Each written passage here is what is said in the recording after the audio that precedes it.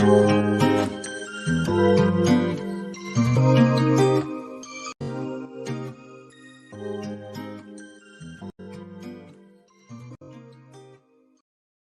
Friends, नमस्कार। मैं अर्चना अग्निहोत्री एक बार फिर आपके सामने एक नए वीडियो के साथ उपस्थित हूँ। आज हम तत्सम और तद्भव शब्दों को समझेंगे। क्या ट्रिक है, किस ट्रिक से हम समझ सकते हैं, पहचान सकते हैं कि ये तत्सम शब्द है या तद्भव शब्द है। तो चलिए शुरू करते हैं। तत्सम तद्भव टॉपिक है हमारा। तत्सम शब्द किन दो शब्दों से बना है, पहले इसको जानते हैं। तत् धन सम। तत् माने उसके, सम मतलब समान। समान से क्या अभिप्राय है? संस्कृत भाषा से अभिप्राय है। उसका मतलब, तत् का मतलब होता है उसका या उसके, ठीक है।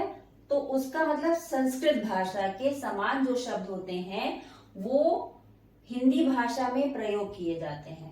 अब इस परिभाषा के आधार पर हम समझते हैं संस्कृत के ऐसे शब्द जिनका हिंदी में उसी रूप में प्रयोग किया जाता है उन्हें हम तत्सम शब्द कहते हैं। जैसे सूर्य, मयूर, वर्ष, अग्नि। तो ये ऐसे शब्द हैं जो कि संस्कृत भाषा से ही आए हैं और उसी रूप में हिंदी भाषा में भी प्रयोग किए जाते हैं। तो ऐसे शब्दों को हम कहेंगे तत्सम शब्द। अब आते हैं तद्भव शब्द पर। तद्भव शब्द क्या होते हैं? संस्कृत के जो शब्द कुछ परिवर्तन के साथ, यानी संस्कृत भाषा के ही वे शब्द हैं परंतु उनमें कुछ परिवर्तन कर दिया गया है और उनका परिवर्तित रूप जो प्रयोग किया जाता है वो तद्भव कहलाता है। ठीक है, तो संस्कृत के जो शब्द कुछ परिवर्तन के साथ हिंदी में प्रयुक्त होते हैं उन्हें हम तद्भव शब्द कहते हैं। क्लियर? इतना आपको समझ आ गया होगा। अब आप देखिए, इनको उदाहरण के द्वारा भी समझते हैं। सूरज, आप एक शब्द लिखिए जैसे कि सूरज, सूर्य शब्द है, जैसे कि ये संस्कृत का शब्द है सूर्य। इसका अगर आप हिंदी रूप में लेंगे तो सूरज हो जाएगा। तो ये कौन सा शब्द कहलाएगा? तद्भव शब्द कहलाएगा। इसी तरह से आंख शब्द है, जैसे कि मान लीजिए आंख शब्द है, ये भी आपका तद्भव रूप होगा। और रात है, आग है, ये शब्द हैं जो कि आपके तद्भव में आएंगे और संस्कृत के ही रूप को परिवर्तित करके ये हिंदी भाषा में आए हैं।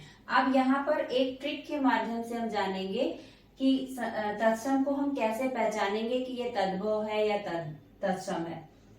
यहाँ पर ट्रिक क्या है? अगर किसी भी शब्द में ये छा, क्षत्रिय वाला छा है, ये आता है किसी भी शब्द में, तो आप समझिए कि वो सदैव तत्सम शब्द होगा।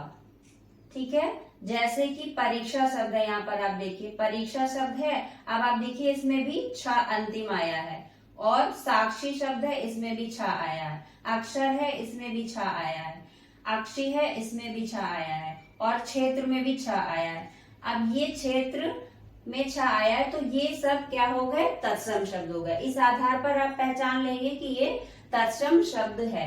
और अगर इसका कुछ रूप परिवर्तित हो जाता है, यानी परिवर्तित रूप में केवल खा आएगा और ये छ आएगा, जो साधारण छ होता है, ख और छ, ये ख और ये छ अगर आएगा, इसका थोड़ा बहुत भी रूप अगर परिवर्तित होगा तो वो तद्भव में आएगा। जैसे कि ये परीक्षा है तो आप देखिए यहाँ पे ये छ आ रहा है, जो कि मैंने अभी बताया। फिर यहाँ पर साक्षी है, साखी शब्द हो रहा है, यानी इस छा के आधार पर यहाँ पे क्या चेंज हो गया? ये खा हो गया है। इसी तरह ये अक्षर शब्द है, ये अक्षर हो गया है, यहाँ पर भी छा लग गया है। अक्षी शब्द है, आंख खा लग गया है। क्षेत्र शब्द है ये, इसमें खेत शब्द हो गया, खा आ गया है। तो ये जो नियम है इसके द्वारा आप आसानी से समझ सकते हैं तत्सम कौन सा शब्द होगा और तद्भव कौन सा शब्द होगा। इस विधि के द्वारा, ट्रिक के द्वारा आप उसको आसानी से समझ सकते हैं। आशा करती हूँ आपको ये वीडियो बहुत अच्छा लगा होगा। Thank you so much.